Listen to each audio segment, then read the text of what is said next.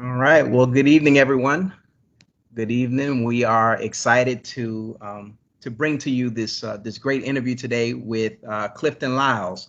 We'll give them an opportunity to tell you a little bit more about himself and about his journey as a runner, an athlete, and an adventurer. He was recently featured on Amazon Prime's series called The World's Toughest Race, Eco Challenge in Fiji. So we want to give him this opportunity to tell us all about that and just tell us everything about what he experienced during the show, during the race, and just a little bit more about his background so we get to know who he is. So I'm Rafael Ortiz. I'm with Black Men Run. I serve as the national co-captain for the organization as well as director of marketing. And I want to introduce you to one of our captains as well, Rob Palmore. Rob, introduce yourself and let us know a little bit about who you are. Hi, I'm Rob Palmore. As Raphael just mentioned, I'm the chapter captain here for the Tampa chapter. We started about a year ago and we're up and coming, but we're definitely looking forward to growing our numbers and we love being part of the brotherhood. Great, great.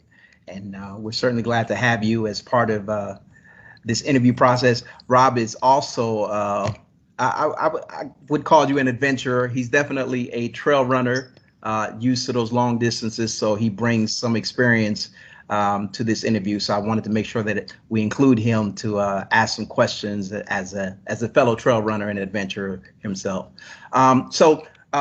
Without further ado, I want to introduce the audience to our BMR Bay Area brother Clifton Lyles. Clifton, give us a brief introduction of yourself, who you are. Give us the background of all things Clifton, just so we Sounds good. start. Yeah, I can totally do that. My name's Clifton Lyles, currently living in Oakland, California. Originally from Indianapolis, so I grew up in the Midwest. I started running when I was really young, but I was a sprinter, right? So I, played football, wrestled, I ran track, and I started running because the city I lived in, Wilma Rudolph had moved in, right? And so she started the Wilma Rudolph Foundation. So I started running at the age of 9, so competitive track at that point. And so for me, it was just something I always did as a kid. I ran from the day I could walk basically, and I haven't stopped since then. And for me, that was kind of my introduction to it.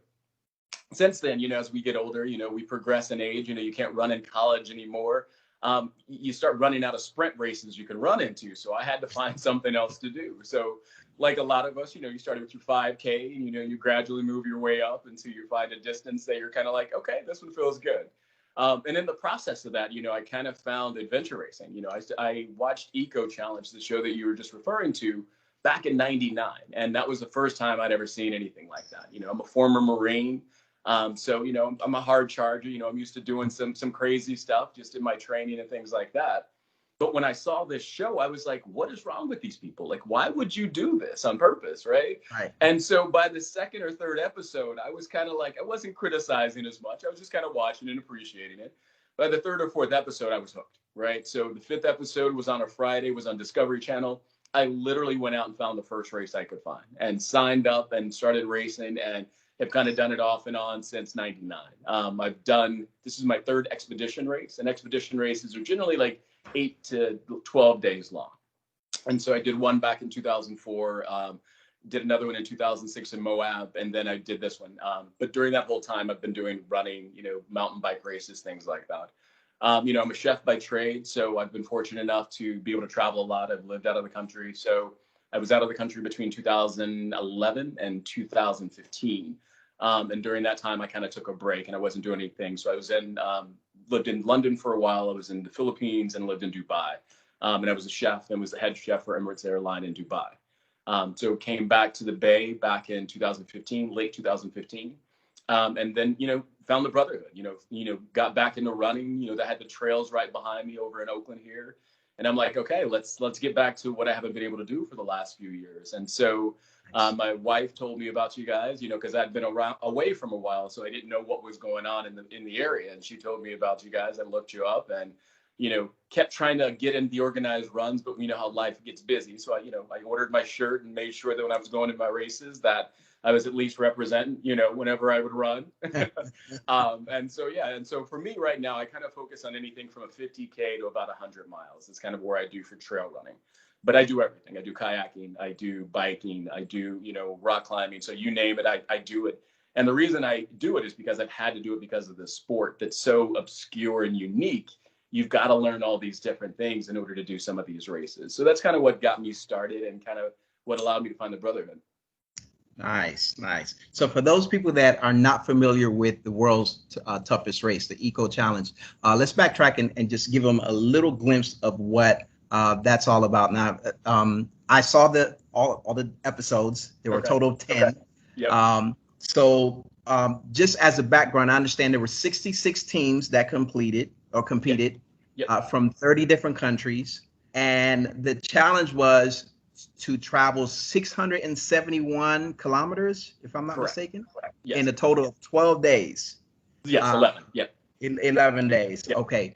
So the description that I heard, but by the way, for those that don't know and have not seen the show, it's on Amazon Prime. It is hosted by Bear Grylls. And the very beginning of episode 1, he talks about, gives a good description of what the show is. And it's designed to, and this is verbatim here, it's designed to break you down physically, mentally, and emotionally. And athletes will endure extreme conditions and pass through 31 checkpoints and locate 5 hidden medallions along the way. Is that correct? That's correct. And he said the clock is always ticking, and if you sleep, you lose time. Yes.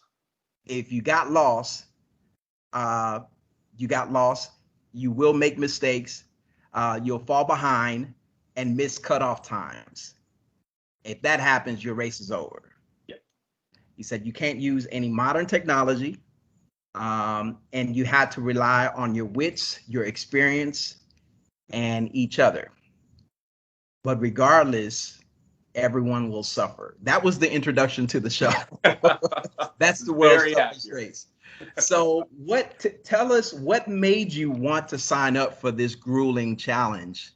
Oh man, there are so many reasons, right? So for me, like I said, I got started back in '99 watching Eco Challenge.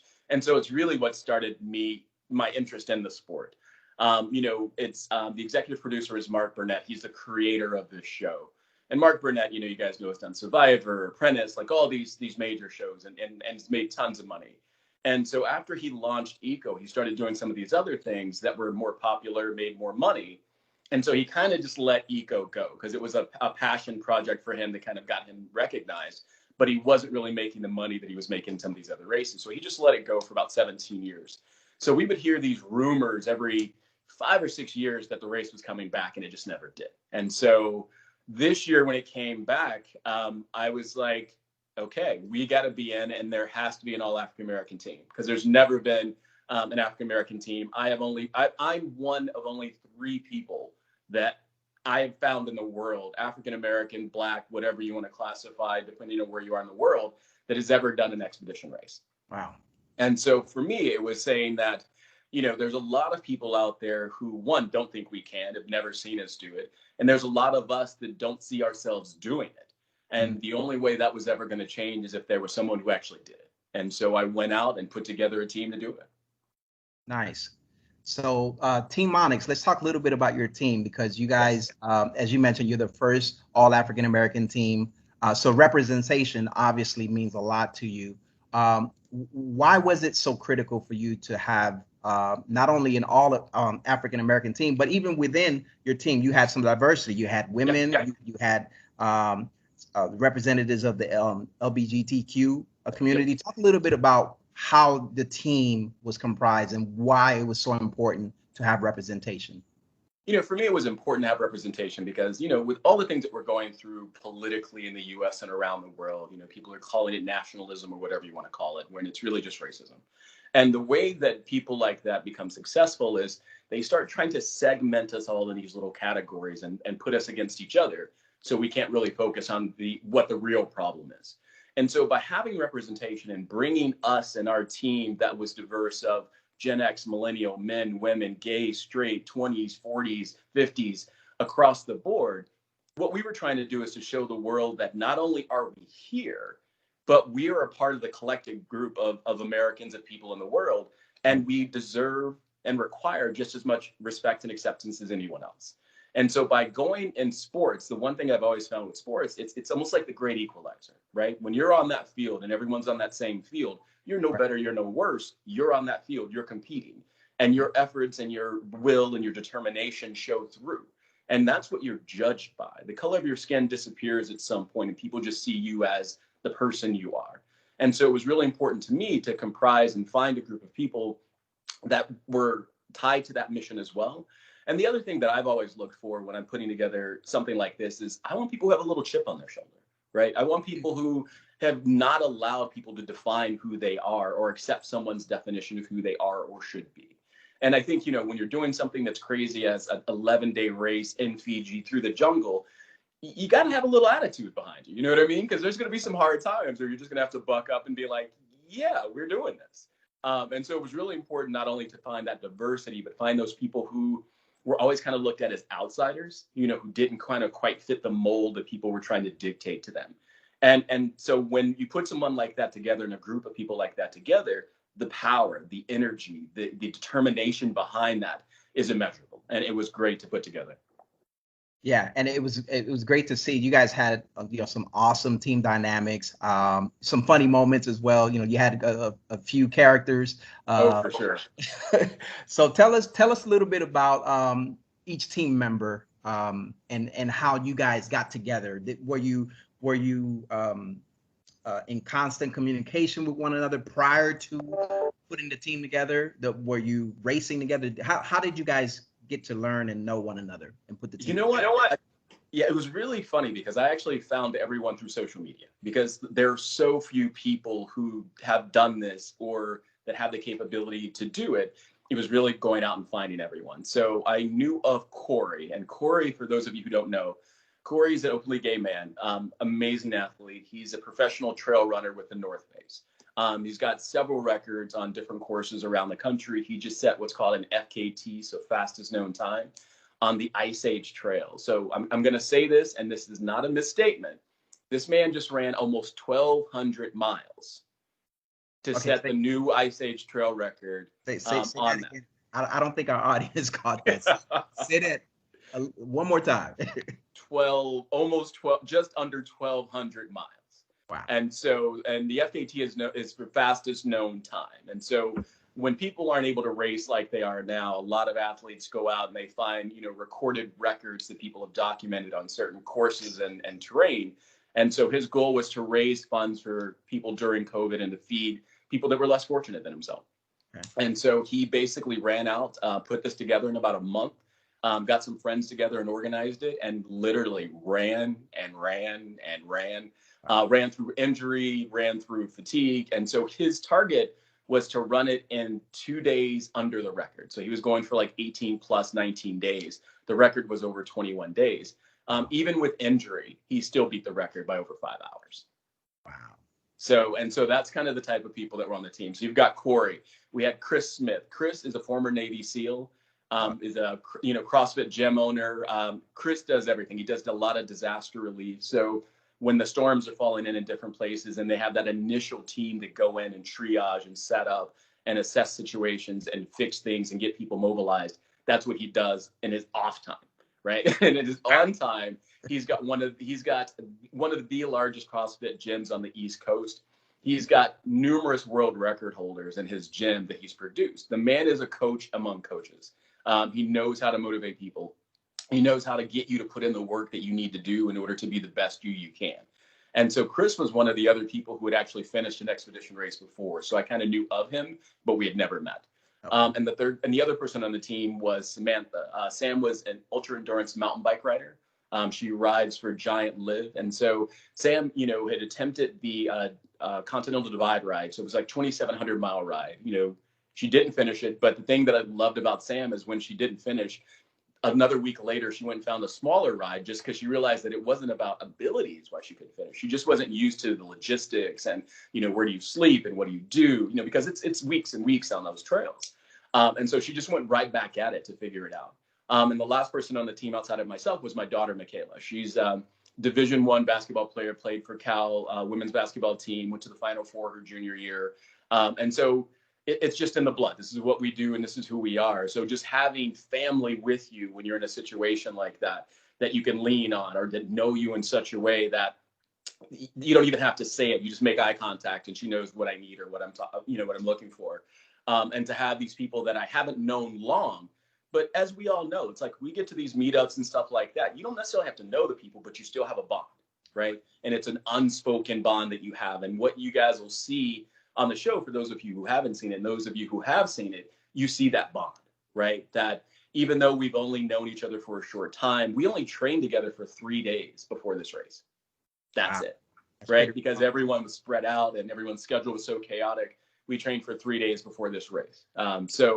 But that bond just came together, and that team dynamic that you guys see and you experience and what you feel, that's just genuine. That's just the people being the people, and the, this family of people of color and African Americans just coming together to take care of and protect each other. That's pretty remarkable because, for you guys to only have to have trained together for 3 days, I mean, the bond that you guys displayed was evident, and it seemed as though you guys had done this for a long time. So to hear that you guys, were just put together for the show and only had an opportunity to train together 3 days, it's pretty special. Rob, I'll give you an opportunity to chime in here. Okay, yeah. So let's continue on the training aspect. So I remember hearing that because I think Corey had something going on and he couldn't make you guys' training meetup at one point. So there was very scarce amount of time of training in between. But how did you guys prepare, and did you share your training regimen with one another to keep yourselves accountable? I mean, what is it that you guys did? I mean, because you're putting a lot of stock, and we talk about teammates, so you're putting a lot of stock in other people whom you just mentioned that you just met recently, even though they're very accomplished in their own right. How do you put your neck out there and say, okay, I'm just going to trust that you're doing what you're supposed to do to get us through this challenge? I think it's a great question, and it's hard because anyone can say they're doing anything, but who's really putting in the work at the end of the day, right? And to your point. And I think one of the things that helped is that one of the things we talked about early, even though we weren't training together, is we talked about this thing as what we called our common why. Like, why are we doing this? Why are you here? What is your reason for wanting to do this and be here? And everyone had an equally impassioned why, right? Corey wanted to represent LGBTQ plus community, men, people of color. So, and we all had these common things. And so a lot of times when you need to motivate people to get them to put in the work, these people came motivated, right? So it was less about having to hold their hand and making sure they were doing it. Plus they were professionals, but we did do some, shared our Strava workouts and, Zwift and things like that if we were doing those types of things, just so everyone had an idea of, it was less about the accountability and it was more about kind of understanding what pace should we be moving together, right? Corey's much faster running than any of us. So if it was a foot race, we knew that we were just basically going to hold on to him and just have him drag us through the whole thing. If it's a paddling race, me and Chris were like, yeah, okay, hold on, we got this, And so everyone came with a level of expertise that allowed them to lead at different points through this race. And for me, that was very purposefully done because, a couple of members were new to the sport and they didn't have any experience. And so I didn't want them to feel like they were just being drug along through this whole thing. Sam was an amazing mountain biker. She literally rides circle around all of us. Corey is, as well. So when she would get to the point where she was in her element, she stood out, she came alive, she led, we followed, and we all respect each other's strengths enough to say, all right, it's your show. What do you need us to do? Nice.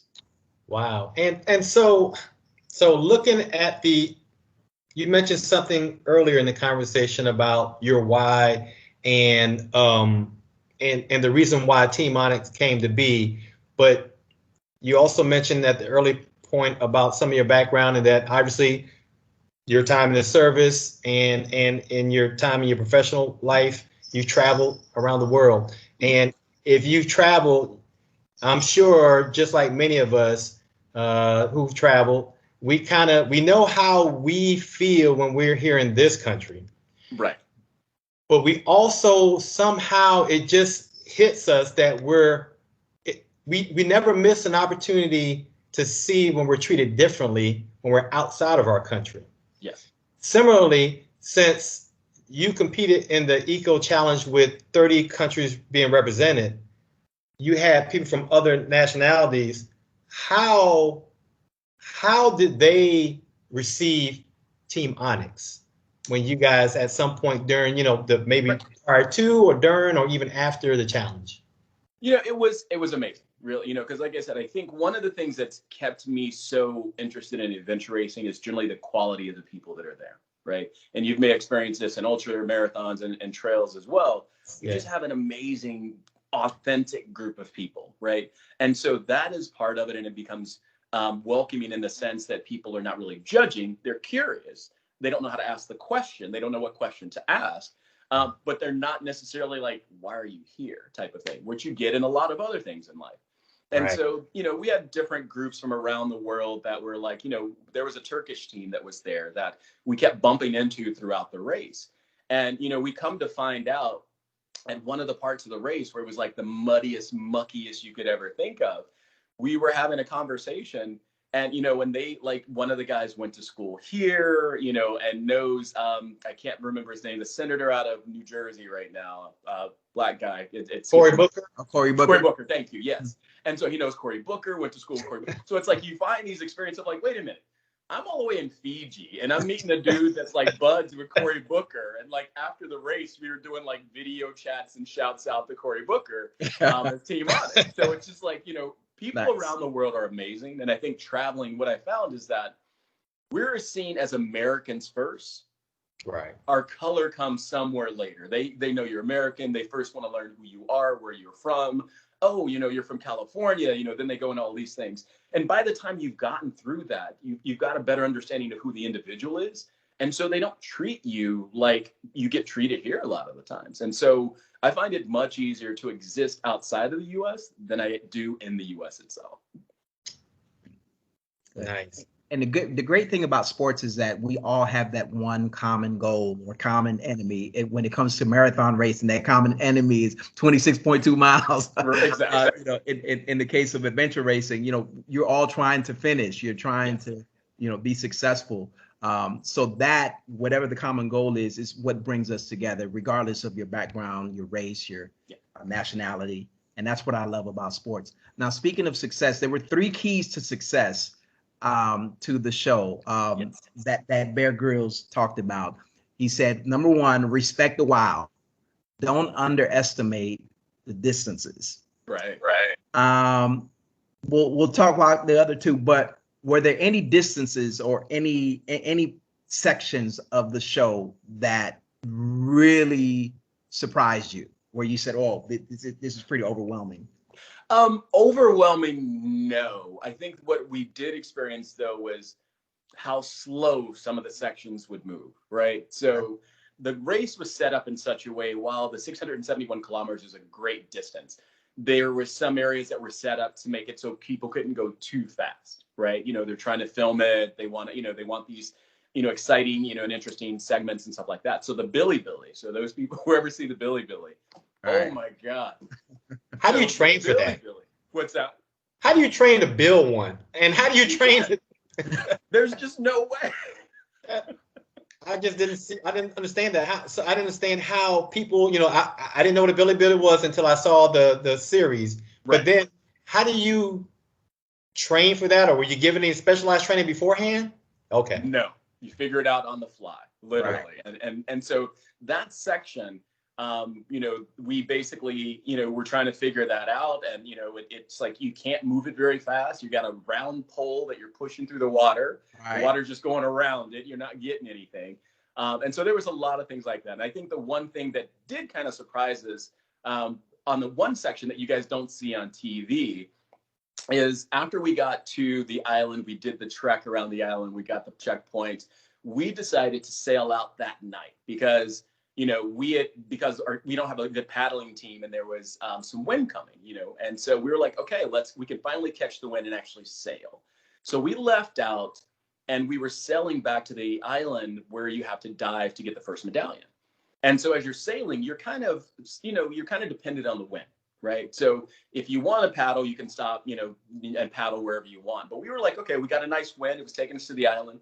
The wind direction changed a little bit, so it started pushing us behind the island. And we're like, yeah, that's fine. We'll go behind the island. We'll beach on the back of the island. And we'll just go around to the other side and dive and get the medallion. Hmm.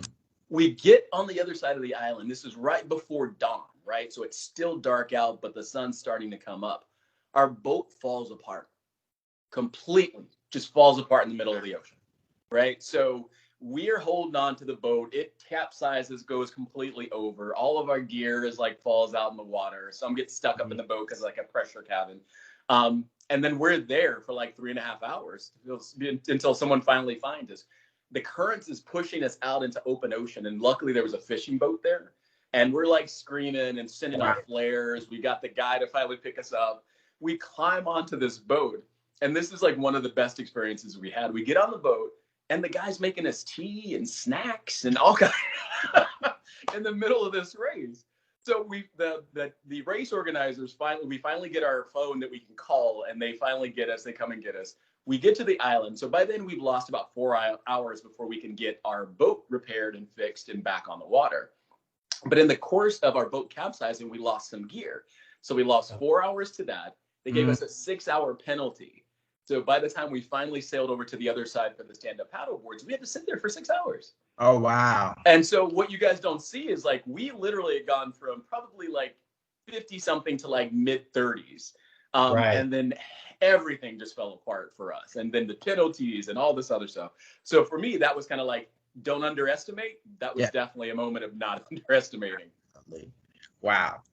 Yeah. So that's the first key to success. Respect the wild. Don't underestimate the distances. The second key was to embrace the hurt. You're going to get blisters, but blisters heal. Get over it. So tell us about, we'll get to the injury later, but tell us about the hurt that you had to embrace.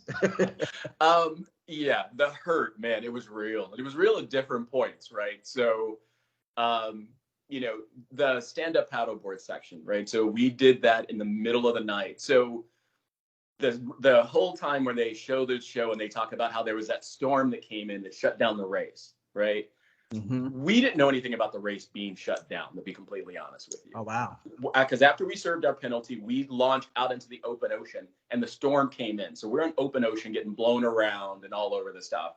And so to have to sit and kneel on a paddleboard for 12 hours while paddling uphill while the rain is washing downhill, that was pain. Literally, it's you couldn't move. Your body was just locked in place.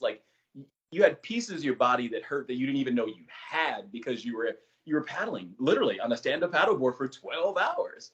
And, we got to the point where we were moving so slow. We were like, can we just get out and walk and drag it? But you're in the middle of the jungle. You can't go anywhere. And so the pain was immense. And you just got to the point where you just had to make peace with it. You had to stop listening to it. And you had to focus on something else. So for 12 hours, you're paddling. What was your nutrition like? I mean, how did you guys refuel and all that? I mean, a lot of times you have to try and get as much as you can, right? So a lot of what we did is we had our backpacks that were in wet bags because you didn't want all your gear getting wet. So your stuff was packed away tight in a dry bag. And so what we did is we tried to stuff any pocket or opening we had with food, but it was really only enough for maybe 4 or 5 hours.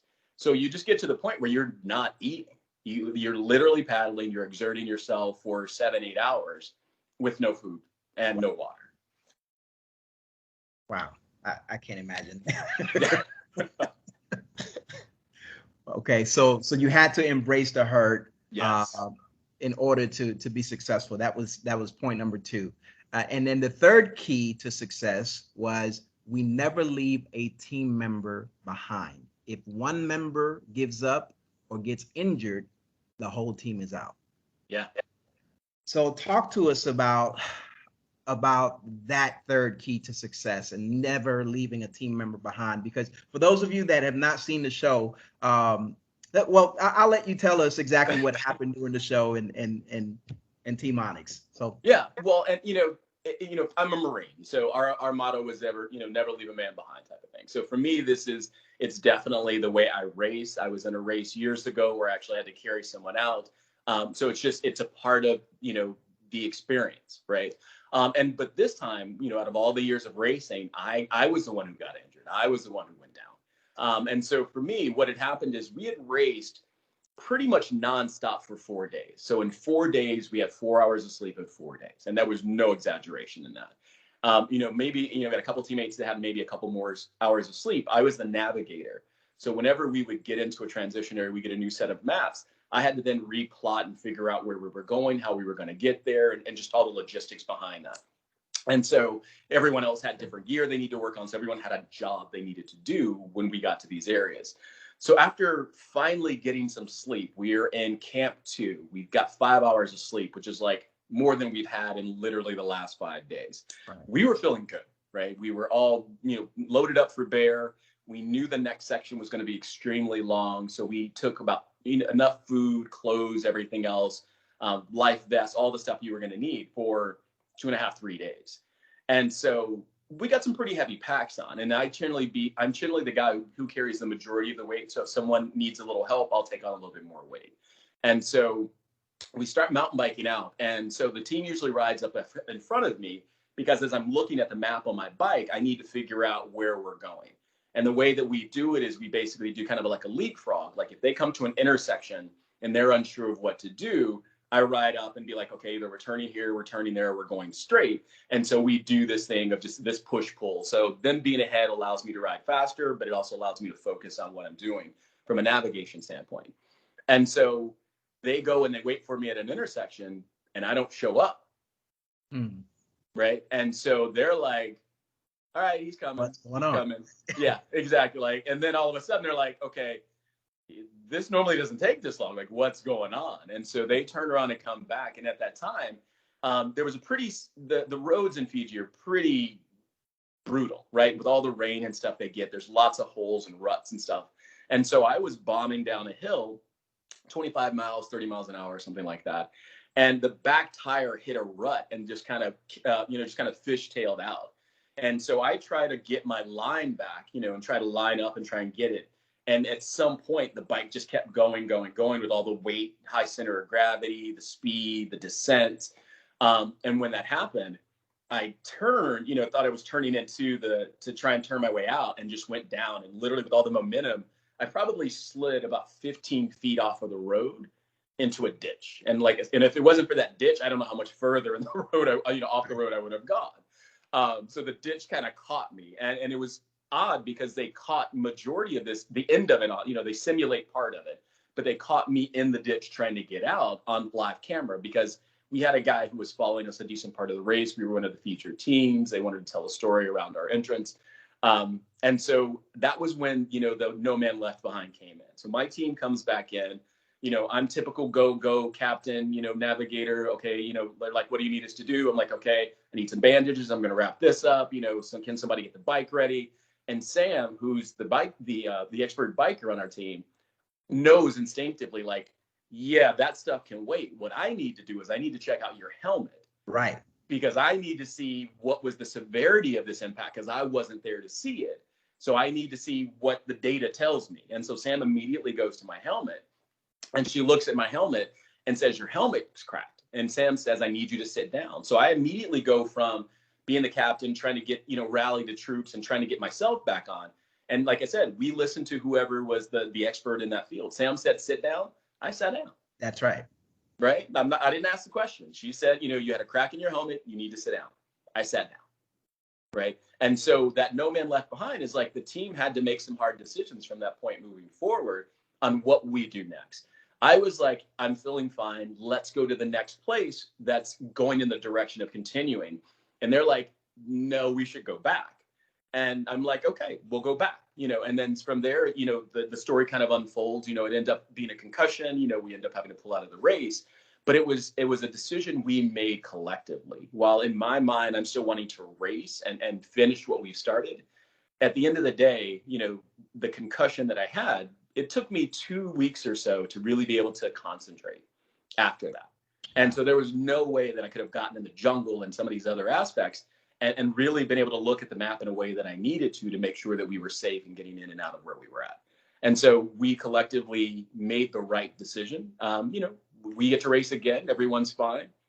It's a story that we get to tell, but it's, the leaving no person behind is not necessarily just the literal. It's really about not, getting to the point where you're disregarding what someone else says, right? As the captain, I could have said, no, we need to keep going. We're going to continue to go. But leaving anybody behind would have been like negating the people who had the experience and the expertise, like Sam, who, like, she knows exactly what she's talking about. And so listening to what she's talking about, respecting her opinion and what she's saying, and basically just giving up the power of the captain at that point to her because she's the most experienced, skilled person at that point. And so that's how, as a team, we did the entire race. That's great. And that's so important. And one of the things that I noticed from the show was during that moment, your daughter became very emotional. And I think it's because you had experienced a concussion.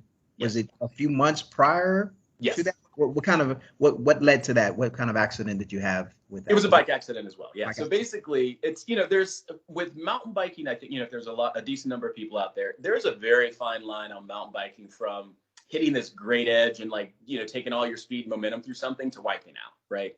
And I think, in all honesty, as you get older, the reflexes are just a little bit slower, So those days where when I was younger, I could have just moved just the right way where I still would have hit the ground, but my head wouldn't have hit. We dull, senses dull, our reaction time dulls a little bit, and just enough that, 4 months ago, I was in an orienteering bike race, preparing for this race.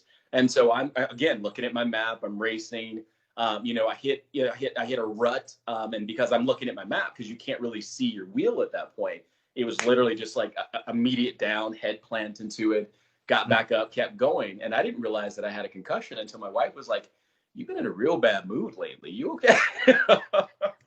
And I'm like, "No, I'm fine." Right. And so because of her, we really pieced together that, I had a concussion then. And, but, all of us, that we're in the military and stuff like that, we hear the word, but we don't know what it means. Like, I remember playing football and being a kid, and we took pride in what we call getting your bell rung, right? Or ringing someone's bell. Right. Right. And 9 times out of 10, that was probably a concussion then. Right. But we weren't taught to know the signs of, and we weren't taught to understand the severity of it, until you've got all these football players now, Junior Seau and all these other guys that we grew up watching, who have had literally major issues with their brain and had health issues, commit suicide, like all these other things that we now know. And so for me, I did a PSA, after the race had dropped, just to let people know it's serious, right? So if you got ringing in your ears, you got muffled hearing, you're seeing stars, you might, go back to our days and be like, "Oh, I got my bell rung," but no, you need to get it checked out. Right. Yeah, because it's serious. I mean, and there's some long-term consequences that can happen if you don't take it seriously. So, Bob, want to chime in on? Yeah. Well, so. And I got to go back to this race again because, I mean, we were all rooting for you guys, as many other people were. And I'll tell you, out of 66 teams, there were some teams at the very beginning, you could see they were in the hurt locker, right? Yeah. So you guys were doing well. So you talked about that one rut that caught your wheel.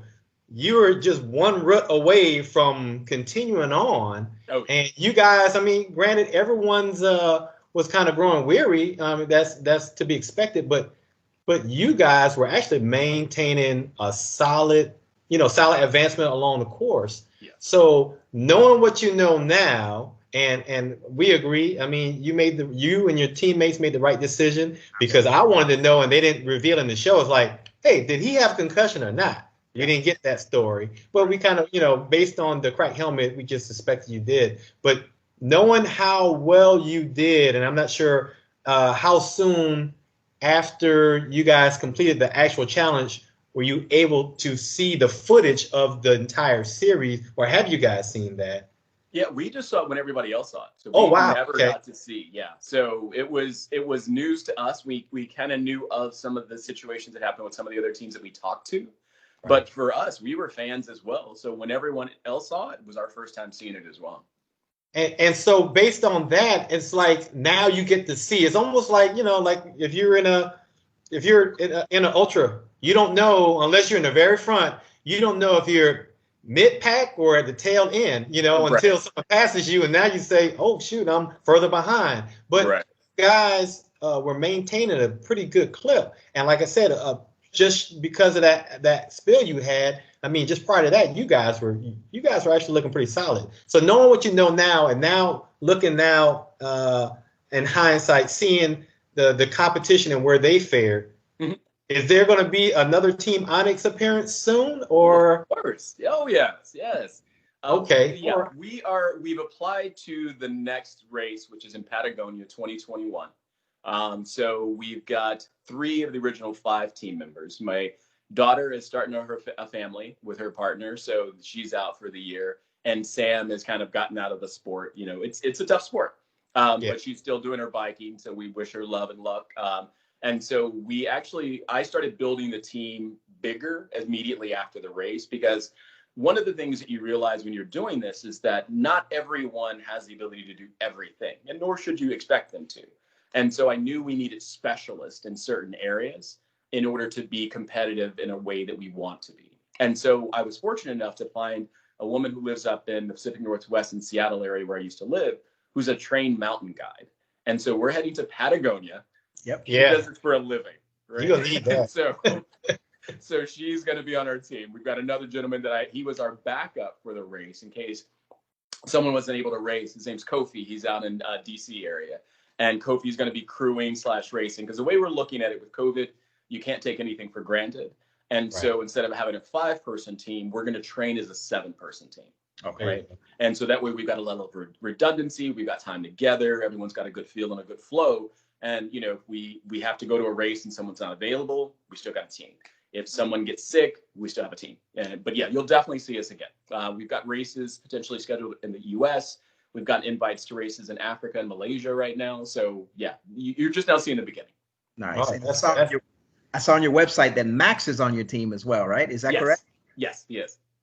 Nice. So Max is the first professional Black triathlete.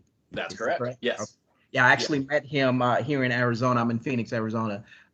Met him last year when he competed in the Tempe Triathlon. Nice. So great guy. We follow each other on social media. So I was glad to see that he's on your team as well. So yeah, you guys have some heavyweights this time. Yeah. Well, for me, it's like, I think I'm a competitive guy. I'm sure you guys can pick that part out. And so for me, I think the real change that's made in this sport is when there is an all-Black pro team, right? So you saw those top teams that this is what they do for a living. Right. Yeah. Right. So I'm building the foundation now. So not only do we have a pro team, but you've got some of these top teams around the world that have Black people on their team because they're just that good. Right. And so really what we're trying to do as Team Onyx is we're trying to open up people's eyes to outdoor sports and African-American community, people of color, LGBTQ. And so we're bringing on a woman who's in Antigua, who is an Olympic swimmer, free diver. We've got, triathlon coming on. So we are building out all of the disciplines and all the sports. And the way we want to set it up is we want to be the place where athletes come to be discovered and where sponsors and management companies come to find talent. And so, we can spread it out and everyone can do their own thing. But I do think there's power in numbers and that collective energy and that a collective experience and value we bring together. And so we're literally just trying to make sure that outdoor sports never looks the same again. Right. That's a good point. So you're building your team. Obviously, you have because of your appearance, I'm sure there's no shortage of people that may be waving their hands, say, "Hey, pick me, pick me." Yes. This is what I can bring to the table. I will make one comment and then I have a question. Okay. So going back, looking at the entire series, I noticed you said you had a woman that you had from Washington State that you said had a mountaineering background, Yes. and that's a great background.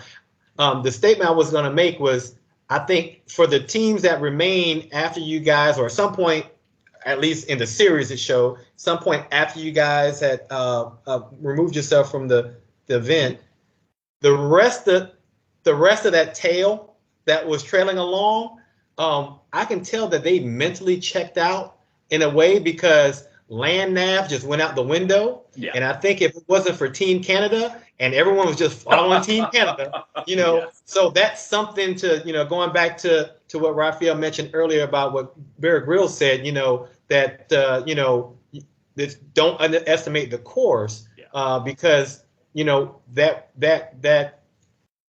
the weariness on top of the injuries takes a toll and you just kind of mentally check out. Yeah. So, so I have a lot of respect for the fact that you had to navigate as the team captain. But the question I had now is, for all of these folks that you and Team Onyx has inspired, and even for all the folks that you inspired in your own right, what you do, what Chris, Sam, and Corey does individually, as well as then when you came together as Team Onyx, what type of skill sets, I mean, would you say, and I'm not saying specifically knowing how to put a raft together, but Right. I mean, what type of skill sets, what type of person beside a type A, go-getter, what type of skill sets do you say at a minimum is required to even endeavor trying adventure racing?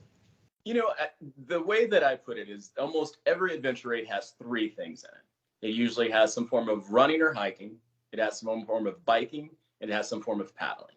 So you always want to make sure that you come with one of those three skills as something that you have a high aptitude for. So black men run, right? So we've got a whole crew of runners. And so being able to develop that skill set and that's your ace in the hole, that's your go-to, is an amazing place to start, because then you can build out the other things that you need to around it, and you don't have to be the expert. You just need to place yourself on a team that has those other skill sets, and you're allowed to do your thing at the highest level when you're doing it. And so I would say the most valuable thing to learn is how to navigate, how to read a compass and a map. If you have that skill, and you're good at it, you can travel the world, literally. You can travel the world doing these races, because it is such a unique skill that people just don't do anymore. We've got our phones, we got everything that tells us where we need to go. We never have to look at a piece of paper and a compass to say, oh, well, I'm here, I need to be there, and then figure out how to get there. So I would say that's the number one skill that everyone, if you want to do it, definitely learn that. That's good to know. So talk to us about when the next race is. You talked about Patagonia. When will that be?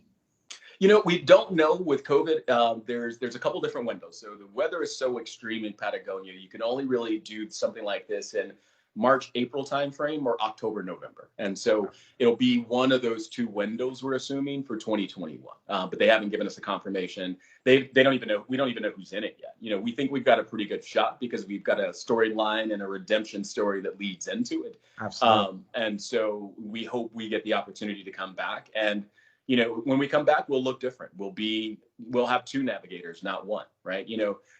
Where we've got that level of redundancy that you were talking about. To have to focus that much detail for that long, it's just not possible. You even had the top teams running around in circles when they were getting lost. They were so tired. So you've got to have two highly skilled navigators who can trade off those responsibilities throughout a race.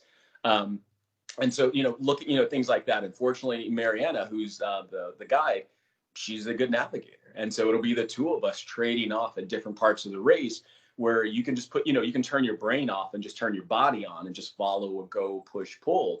But you can just mentally just check out for a minute while someone else is telling you how to get to where you need to get to. Okay. So are there any, based on Patagonia, are there any interim races that you guys would do as a team, or? Yes. Okay. Yeah, what we're trying to do is, because we're trying to build such a diverse team. So we, right now with the races being canceled, the first race we think we're going to see is going to actually be in Florida. And so there's a race there called the C to C. It's a 3-day race, 72-hour race. And it's got a really unique setup. And what it's set up for is it's set up for people who are strong navigators, because it's set up in an orienteering style, which means there's checkpoints everywhere and not everyone will get to all the checkpoints. So if you get to more than the team that finished before you, you still win because you've got more points. And so it's a combination of speed, endurance, and navigation. And so that'll be the first one, and that's in February. From there, we've got an invite to go to a race in, I think Malaysia's probably, no, Africa's in April. I think Malaysia's in May. And so we're either going to do that or do a local race, and we may do both. Because we've got a big enough team now and there's a national ranking. So we're going to push really hard this year to be a nationally ranked team, right? So we want people to go from, okay, we saw you, that was interesting, to show people that, no, we're serious and we're legit, right? And so I think the only way to do that is to be out there racing, showing your face, people seeing who Onyx is, understanding that when Onyx is on a roster for a race, you know, you're going to be like, okay, who's getting second or third is really what we're going for. Right. Nice. Okay. So you mentioned that you lived in Seattle, and as we're starting to wrap up here, I wanted to ask two questions because my buddy Sean Gibson, he's in BMR Seattle, used to be here in Arizona. He said, "Can you please ask him these two questions?" He's also a trail runner, ultra marathoner. He said, "Please ask him these two questions for me." Question number one is it's a training question. If you had to do trail running all over again, now as an accomplished runner, what would you do differently in your training to be a better trail runner? I would do two things. One, I would run less often, because you have to understand I'm almost 50 now, so I'd run less often. Okay. Because I tend to overtrain and beat my body up so much that I'm not performing at my best when it's time to race. And the second thing is to embrace heels. He'll repeat, he'll repeat, he'll repeat, he'll repeat. Okay. Right? I think as trail runners, sometimes we get into the mindset that, okay, I can walk the hills as long as I run the flats and the downs. But one of the things you're losing is the opportunity to start making progress and gains over everyone else who's doing the exact same thing. And so, you know, for me, I would put it off and try not to do as many hills because it hurts. You know, it hurts, right? And so you just have to get to the point where, and this is where I got when I really started getting into adventure racing, is the mental aspect of all of these sports are the key, right? And so when I really got to the point where I was really getting into adventure racing, I had to ask myself these questions. Why, right? We grow up and throughout our lives, people are putting these limits on what we should do because you're going to get hurt. You shouldn't do that. You're going to burn yourself. You're going to fall. And the way that I associate it is like when you buy a car from any major brand, there's a regulator on it that limits how fast it can go. Right? It's capped out, not that it can't go faster, right, but for safety reasons, they've put this regulator on there. And we developed that throughout our lives. And so as we're pushing and your friend is training and stuff like that, get the regulator off. Stop looking at it as, I can't do this because of this reason, and start looking at it, why can't I do this? Right? And so whenever I would go back to that, my question was like, okay, if I kept doing this, am I going to die? Is really where I would start. The answer was always no, right? You know, and there are situations where it's going to be yes, but generally in the situations I'm looking at, it's no. If I kept doing it, am I going to injure myself? Probably not. So why do I want to stop or why do I want to slow down? Because it hurts, right? And so I just got to the point where I'm like, okay, I can deal with hurt, you know, and you build your tolerance up, you build your resistance to it up, you build with your mental capability of accepting it more. And actually, when you accept it, you're not fighting it, it actually doesn't hurt as much. And so I would tell him, hills, definitely do the hills. Don't run as often, but when you run, put the amount of work that you can into it. Make sure you're healthy, clean, and fresh going into it, because your workouts are going to be better and you're going to get more out of it. Right. And it goes back to this second step in the 3 steps to success that we talked about earlier, embracing the hurt. Yeah. You know that it's going to suck. You know that it's going to hurt, but embrace it because ultimately it's going to make you better. Exactly. But at the same time, you need to rest. For sure. Well, and the thing about it, you definitely got to rest the body, and you know, and sometimes you get to do that longer than others. Exactly. Okay, so that was question number 1. The second question is, what is your best trail running experience of all time? Oh, it would have to be in the Pacific Northwest. You know, I went up in Seattle area. There's outside of North Bend, so I'm sure your friend will know this area. There's a ridge line that runs the entire length of Highway 90. And there's actually a trail on the center of that ridge where you literally are just literally at the top of a mountain, just running this ridge, dropping down into these valleys. And there's these amazing lakes that you can see. You know, you're over at Tiger Mountain and stuff like that. And so literally it's one of those things where it was so amazing, just the scenery, the smell of the air, the sun setting, just all of it. It was just kind of like you felt how people used to feel before everything was so populated in cars and buildings and stuff like that. It was almost primitive and primal that you just go back and feel these things that we just don't get to feel anymore because of all the different things we have going on around us. So I felt like I was truly in touch with nature at that point, and I could truly experience it in a way that I hadn't before. Great. Well, Sean is definitely going to be watching this, so hopefully he Nice. takes notes. Rob, I'll give you an opportunity to ask another question, and then I'll come back with the final question. Okay. And we'll wrap it up here. All right. This is just this is only for entertainment purposes only. So I asked this question. Now, we didn't, because you guys didn't do the whole 11 days or however, many it would have taken. We didn't get to see the entire repertoire that Corey had of Speedos. So, but I was fortunate enough to catch him on an interview after the fact, and he talked about how he got into Speedos. It stemmed from a race that he did in Florida where he did not pack enough shorts, I guess, but he had plenty of Speedos. Right. Imagine that. So I know at some point during training, during intros, during the race, somebody had to ask, like, "Hey, man, what's up with the Speedos?" And did he convince you guys that this was the way to go, or no? No. No.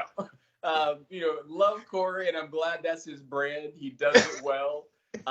He's, late 20s, just now 30, I think, super fit. I'm almost 50, right? I don't want to be walking around in underwear. Right. One thing, but running in them is a completely different thing. So I'm like, yeah, no. Chris probably would have done it for fun just because that's how Chris is. Right. No, none of us ever did it. No. All right. So final question has nothing to do with adventure racing, running, marathoning, or cycling. None of that stuff. You're an accomplished chef. Yes. Tell us about the most perfect dish in your opinion. And for me, that's a hard one, because the question people always ask me is like, what is the favorite dish that you make? And for me, being a chef, I cook in order to take care of people, right? So that's what I do. And so my question is always, what do you like, right? So, because, it got me a lot of dates back in the day, so it was effective, but I'm married now, so I don't know what to do that. So, but if it's for me, I am really, I grew up in the Midwest. I grew up with soul food. I grew up with like slow cooked, braised, rich, savory dishes. And so for me, I tend to go towards Northern Italian because the way that they produce and make their food is very similar to the way I grew up eating. They just do it differently than what so they'll add the tomato sauce to something. So for me, it would be like ossobuco, which is, which what for us would have been kind of like oxtail, right? So like oxtail, but oxtail with a rich tomato sauce that was fresh. And they have polenta, which is grits for us, right? So, ossobuco with some polenta, some cheese. I'm a mushroom fan, so you could throw all the mushrooms or some truffles or any of that on there for me. And I'm in heaven. And so for me, it's really like paying homage to the way that I'd grown up and the foods that I fell in love with when I was a kid, and finding a country that makes food very similar to that, but they just do it slightly differently, where it's like almost every time I get to have it, it's a different experience. So that would be what it would be. Nice. Well, great. Well, man, this has been an awesome opportunity for us to get to know you a little bit better. And I'm sure for those that have not seen the show, please go out and watch it. It is on Amazon Prime. Tell us how we can find you. Give us your contact information, Sure. Social medias, all of that. Yeah. If you want to reach the team, you can reach out to Onyx Adventure Racing on Instagram. If you want to find me, Clifton Lyles on Instagram, either one. For the team, for our events, gear, just whatever, you can reach out to our website, which is team-onyx.com.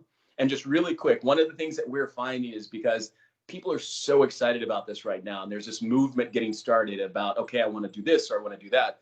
One of the things that we're going to start doing as a team is we're actually going to be bringing out a tiered system where people who are just interested in supporting can sign up for newsletters, get information. People who want to start training, learn how to race, stuff like that, we're going to have a level for those people where we've got coaches who can start training you. You can get advice. You can do all this other stuff. Because we know that once a person gets excited about something, you almost have to capitalize on that and give them some ability to move forward with it. So we're going to put some stuff in place that allows everyone to just kind of push their limits, figure out what that is for them and what it is they want to do. Great. That's great. That's great. Sounds good. Okay, well, we'll give you an opportunity to give us some final parting words of wisdom. People, obviously are going through a lot during this pandemic. So it'd be great to hear from you. You're a very passionate and motivational and inspirational person. So what would you say to that person that is struggling and perhaps even dealing with some depression, some emotional hurt or anything? What would you say to them as parting words of wisdom? What I would say is, we all go through different things at different times, and it's not always easy in the moment. And the last thing you want to hear is someone telling you that to get over it or deal with it. For me, the things that I find that work best is getting out into nature, going for a walk, getting my blood pumping, getting my body to do the things that it naturally does. The chemicals that our body releases after a nice run, bike, hike, whatever, the atmosphere that we're in, the additional oxygen that we breathe by going out and being able to do these things kind of help that mood, kind of help get us out of that state. And the other thing I would say is if you're getting to the point where you're feeling like there's just too much going on that you can't control, find little victories in everything you're doing, right? So a little victory on top of a little victory will build to a big victory. And not only that, but when we celebrate those little victories, it chemically just changes who we are and how we look at things. So, there's things that are tough right now and we're all struggling. But what I say, get out, do something that you enjoy doing, celebrate it when you do it. And if you can, get out, go for a walk, do something for 30, 45 minutes a day, and just get that habit going. Build something new from what's old right now. Awesome. Thank you very much. We appreciate it. Anytime, man. Thank you. On behalf of myself, my dear brother Rob down in Tampa, our co-founders Ed Walton and Jason Russell, and the entire brotherhood throughout the country and abroad, thousands of runners and Black Men Run that represent the brotherhood. We sincerely thank you. We appreciate the time that you've taken to give us a little glimpse of who you are and Team Onyx, and we're certainly proud that you're part of our brotherhood. We'll continue to support you guys in any way that we can, and we appreciate what you're doing for representing us well. So thank you guys very much. Thank you. Yeah. All right, man. Take care, guys. We appreciate it. It's nice meeting you all. All right. All right. Take care. Bye, guys. Bye.